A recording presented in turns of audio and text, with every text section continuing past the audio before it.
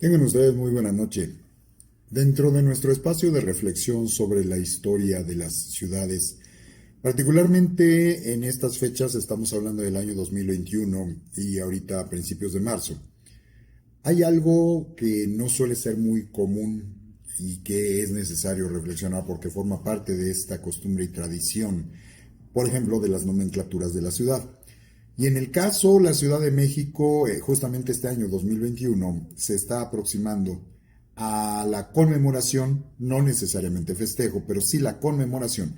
de un evento medular que es el quinto centenario de la caída de la ciudad de México Tenochtitlan bajo el proceso de conquista y unido a la rebelión de grupos indígenas que se manifestaron abiertamente ya en contra del dominio absoluto que solían tener los grupos dominantes en la zona central, en el altiplano, en la cuenca endorreica que constituye la Ciudad de México y que identificamos a este grupo dominante como los mexicas.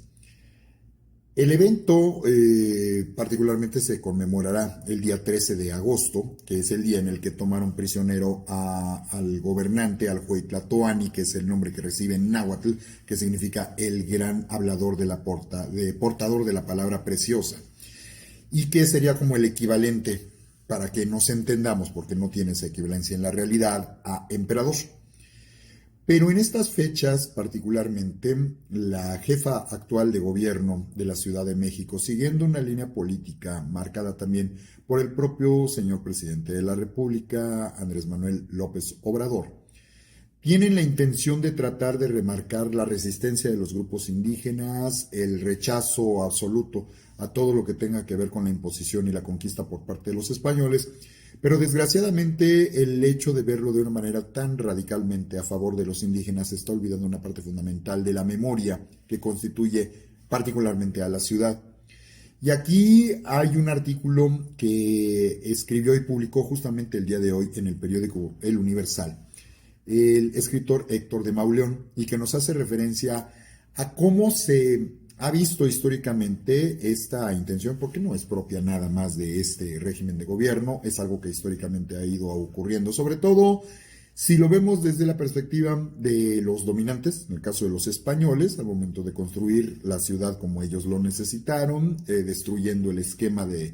construido previamente por los indígenas, solo retomando lo que les era absolutamente necesario, pero dándoles una categorización nueva y diferente, por supuesto sublimando los méritos de los dominantes ahora, ¿no? El evento particular tiene que ver con una calzada que algunos consideran una de las más antiguas, si no es que la más antigua, que unía a la ciudad de México Tenochtitlan, que recuerden que era un islote, y desde su parte occidental había una calzada de un par de ellas que unían directamente con la parte más cercana a tierra firme y que era la calzada Mexico-Tlacopan, pero que en una parte de una extensión, por una circunstancia histórica en los enfrentamientos que tuvieron los militares españoles que coordinaban a toda esta rebelión de grupos indígenas, hubo un momento en el mes de junio-julio del año 1520 en el que se vieron forzados los españoles a huir, dada la rebelión por parte de los indígenas, por una serie de abusos que también los españoles habían cometido, y esto dio como resultado, pues, un mito, en cierta medida, yo lo considero más bien una leyenda que un mito, que los españoles salen físicamente de la ciudad, considerando la ciudad como el islote, pero hay que recordar que la zona de Tlacopan o Tacuba, como se tergiversó con el paso del tiempo, pues habría que recordar que formaba parte de la Triple Alianza y siendo aliados de los mexicas, evidentemente los españoles al pasar por esta zona tratando de escaparse y de huir, difícilmente, para comprobarse históricamente, difícilmente hubiera sido pertinente que tanto Hernán Cortés como sus hombres españoles como sus ayudantes o sus auxiliares de otros grupos indígenas difícilmente se hubieran detenido a llorar la derrota en este espacio que identificamos como el árbol de la noche triste, que además simbólicamente no se sabe en la realidad, uno, si existió, si esto fuera real, y dos, si el árbol físico al que se le suele atribuir el lugar donde estuvo este evento histórico, si realmente es ese árbol, el pobre árbol al que lo rayonearon, lo maltrataron, lo quemaron, y prácticamente lo que tenemos es casi el cadáver del puro árbol, ¿no? Porque están demasiado cerca están demasiado cerca en un territorio que todavía es aliado de los mexicas. Y acorde a las crónicas que nosotros tenemos, pues sabemos que todavía van a continuar un buen lapso huyendo hasta que literalmente son auxiliados por los tlaxcaltecas, pero ya en una región bastante más alejada, ya en la zona de Otumba, en el Estado de México, en el actual Estado de México, muy afuera, casi a una distancia de una semana del lugar donde se encuentra Tlacopan. Por lo tanto, de entrada, la atribución de este evento, del que Cortés haya llorado a los pies de este árbol, difícilmente es comprobable. A esto podríamos agregar que la forma en la que se le va a identificar a este espacio en la región de Tlacopan se le identifica como el árbol de la noche triste. Y lo que nosotros siempre hemos dicho, y esto pues lo encontramos en una gran cantidad de textos, incluido el reverso de la conquista, incluido la visión de los vencidos, coordinada y escrita en este el último caso por don Miguel León Portilla, una de las más representativas y respetadas autoridades de la visión del mundo indígena.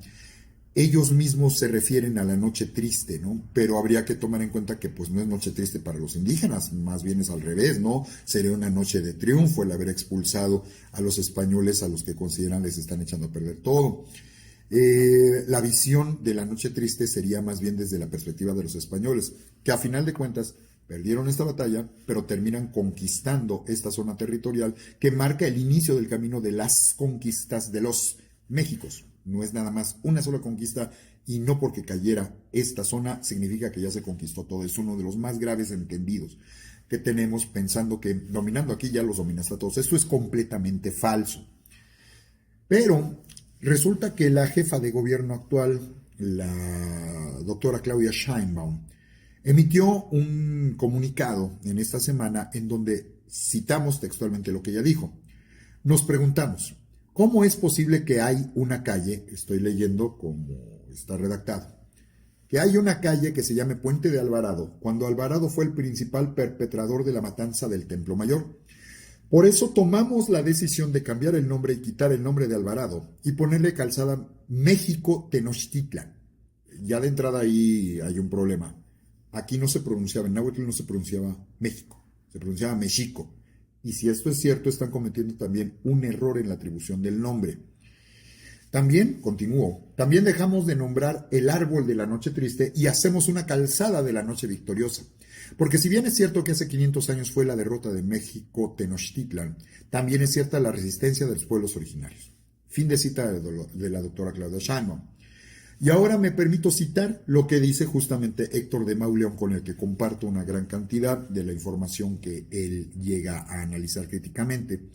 Y él nos dice que a lo largo de la historia de la ciudad, y cito, los grupos en el poder han sufrido la tentación de convertirse en directores de la memoria como una forma de imponer sus propios proyectos políticos. Uno de sus recursos favoritos ha consistido en apropiarse de la facultad de nombrar las calles para volverlas discursos políticos y conformar una determinada forma de memoria histórica. Fin de cita. Yo lo que quiero tomar muy en consideración es que las formas en las que las calles se van a denominar antes no se hacían por una orden gubernamental, era literalmente por el uso cotidiano. Y de esta manera, el propio Héctor de Mauleón hace referencia a que los vecinos nombraban la calle porque había un edificio célebre, porque allí vivía una celebridad, un personaje importante o reconocido, o que tuviera alguna característica física. Las que yo les puedo referir, por ejemplo, es la calle del Empedradillo, o es la calle del Marqués, o la calle del Marquesado, o por ejemplo la calle del Indio Triste, y así muchísimas cosas más, ¿no? El propio Héctor de Mauleón nos dice que así surgieron, cito nuevamente, así surgieron las calles de los alguaciles, de las arrepentidas, de la celada, de las carreras, del colegio de las doncellas, de López, de la quemada, de la pelota, del puente del diablo, ¿no? Pero sobre todo cuando llegamos al siglo XIX nos encontramos la llegada, fin de cita, perdón, cuando llegamos al periodo de la llamada República Restaurada y lo consecuente de la Reforma, también empezaron a cambiarse los nombres, dándole cabida a los nuevos héroes de estos procesos que se van a dar de 1857, a partir de la Constitución de ese año en adelante.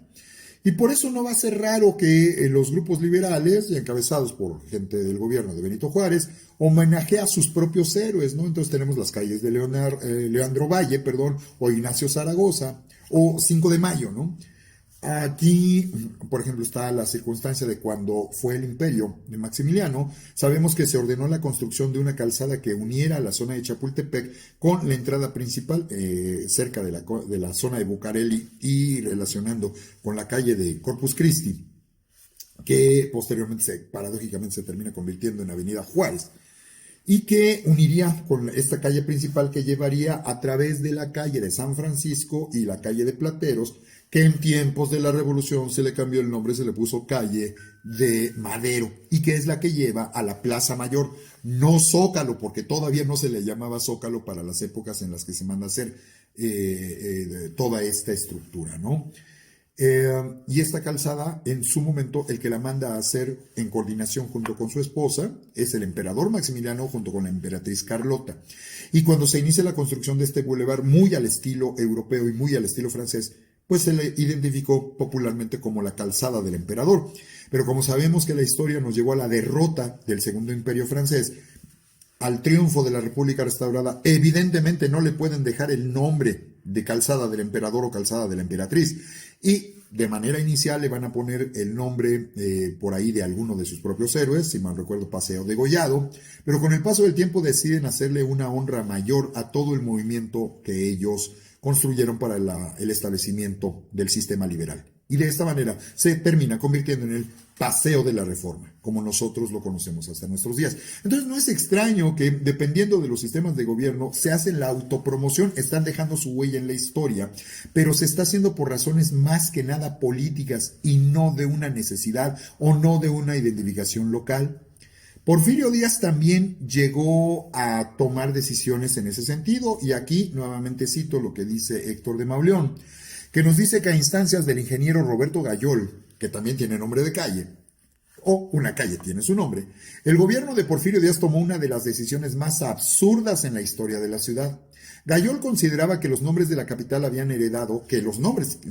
que la capital había heredado eran caprichosos y ridículos. Estaban basados en edificios desaparecidos y antiguas leyendas olvidadas, y no reflejaban los afanes del progreso y modernidad que Díaz quería encarnar. Por el contrario, solo ayudaban a perpetuar ese aspecto triste y austero de viejo monasterio que la antigua metrópoli tenía. A imitación de las ciudades estadounidenses, Gayol dividió la capital en puntos cardinales e impuso a calles y avenidas una nomenclatura numérica. Bucareli se convirtió en la calle Sur 12, la calle de la Mariscala en Avenida Poniente 5, San Jerónimo, Avenida Poniente 18. A Puente de Alvarado se le llamó, por cierto, Avenida Poniente 2. Fue tal el caos, porque iba en contra de los usos locales, fue tal el caos que se generó, que durante los años que rigió el nuevo sistema, de 1888 a 1893, nadie supo en realidad dónde vivía. La gente siguió empleando los nombres de siempre, hasta que el gobierno decidió que era mejor reinstalarlos.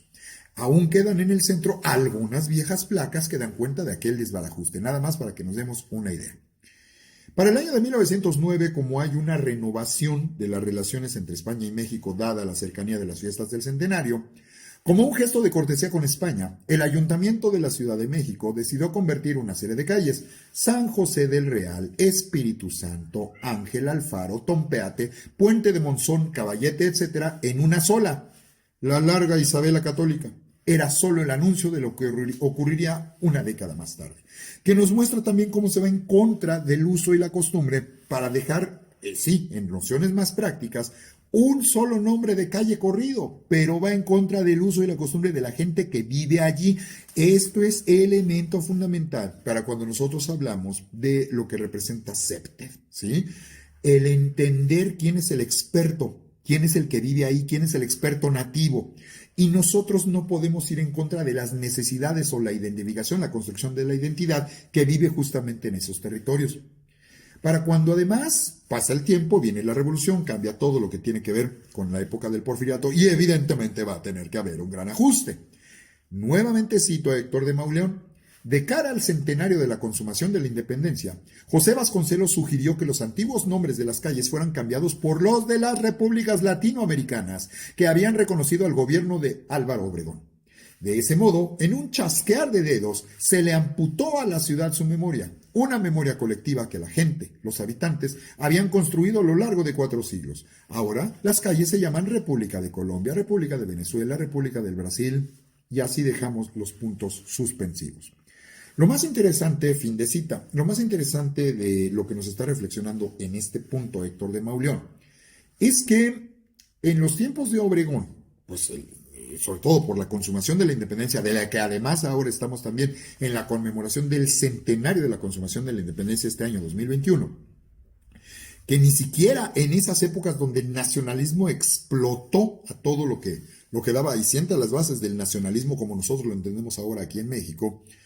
ni en esas épocas en donde se rechazó todo ese pasado virreinal, mal llamado llamarle colonial, ni en esas épocas llegaron a tal extremo de cambiarle el nombre a Puente de Alvarado y mucho menos al Árbol de la Noche Triste. Y para cerrar la reflexión y retomando, dándole continuidad a lo que reflexionamos en nuestra cápsula anterior, el arqueólogo, el doctor Eduardo Matos Moctezuma, especialista en el proceso del México Antiguo y de la ciudad del México Antiguo, y que fue el que ayudó a la reconstrucción a través del proyecto Templo Mayor de lo que era un pequeño espejo, una pequeña ventana de lo que fue el Templo Mayor. El propio Matos Moctezuma ha dejado muy claro que nosotros ya culturalmente entendemos tanto el término de Noche Triste como el Puente de Alvarado como algo que nos habla de la derrota de los españoles. O sea, la sociedad en ese sentido lo ha entendido bien. Así se le llama, pero sabemos que perdieron los españoles y esto da muchísimo orgullo, ¿no? Ambos elementos remiten a este momento heroico en el que los mexicas, mal llamados aztecas, ese es otro punto también muy importante que referiré en alguna otra cápsula, los mexicas hicieron huir a los españoles y a sus aliados. Y aquí citando a Héctor de Mauleón, que a su vez cita a Matos Moctezuma, que dice, no creo que venga a cuento cambiar los nombres, pero la decisión ya está tomada. Y esta orden de la doctora Claudia Sheinbaum, ya veremos cuándo se hará el momento oficial. Yo no tengo una noción de si ya empezó a ser efectivo desde este momento o cuando se publique en algún documento oficial, o que tal vez, a lo mejor, el movimiento desean hacerlo justamente el día 13 de agosto, el día de la conmemoración, y que empiecen a tratar de cambiarle el sentido a las cosas.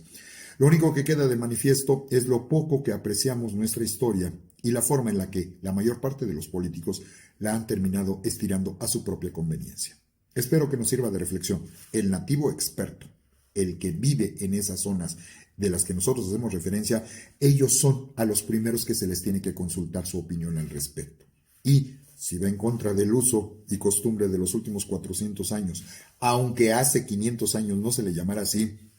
creo que más bien, más que imponer por parte de la autoridad de arriba hacia abajo, se tendría que consultar. Y si se toma esa decisión de abajo para arriba, bienvenido, así sea. Pero no se puede, por cuestiones eminentemente políticas, hacer los cambios sin consultar al nativo experto. Que tengan ustedes un muy buen día.